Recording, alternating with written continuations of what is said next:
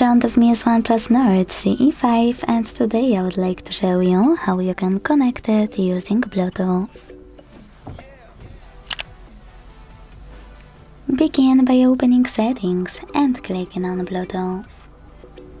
Now tap on gray switcher to activate it and wait for available devices to show. When they do, click on the one you wish to connect to and wait for the pop-up. Click on this little icon next to allow access to contacts and call logs to enable or disable this option, and when you're finished, hit pair. Now wait for the other device to accept your connection request.